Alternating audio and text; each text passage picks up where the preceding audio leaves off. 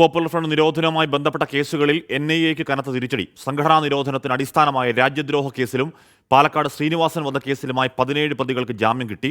ഹൈക്കോടതി ഡിവിഷൻ ബെഞ്ചാണ് ജാമ്യം അനുവദിച്ചത്. PFI നിരോധനവുമായി ബന്ധപ്പെട്ട് കേരളത്തിൽ രജിസ്റ്റർ ചെയ്ത കേസിലെ വിവിധ ജാമ്യഹർജികളാണ് ഹൈക്കോടതി പരിഗണിച്ചത്. ഇതിൽ രാജ്യദ്രോഹ കേസിൽ പ്രതികളായ 14 പേർ നൽകിയ ഹർജിയിൽ 8 പേർക്ക് ജാമ്യം ലഭിച്ചു. പാലക്കാട് ശ്രീനിവാസൻ കേസിൽ 12 പേരാണ് അപേക്ഷ നൽകിയത്. 9 പേർക്ക് കോടതി ജാമ്യം അനുവദിച്ചു.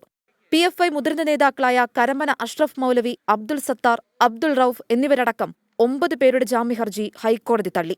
അതേസമയം ജാമ്യം നേടിയ പ്രതികൾ ഒരു മൊബൈൽ നമ്പർ മാത്രമേ ഉപയോഗിക്കാവൂ എന്നാണ് നിർദ്ദേശം.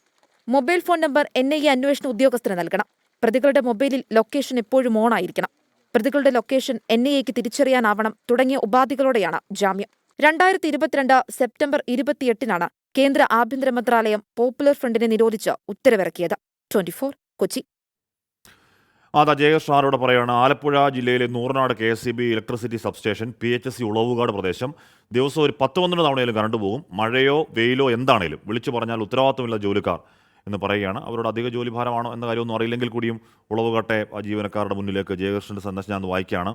ഇവിടെ SK അമ്മാൾ പറയുകയാണ്. ഹാഷ്മിയുടെ ന്യൂസ് അവതരണവും ചർച്ചകളും നിലവാരമില്ലാത്തതാണ്, പലപ്പോഴും അരോചകം എന്ന് പറയുന്നു. ജോസഫീന പറയുന്നു ഇന്നലെ 7:30 ഇൻട്രോ തകർത്തു എന്ന് പറയുകയാണ്. അപ്പോൾ SK അമ്മാളിൻ്റെ മുൾക്കിരീടവും ജോസഫീനയുടെ പൂമാലയും ഒരേ മനസ്സോടെ ഹൃദയപൂർവ്വം സ്വീകരിക്കും.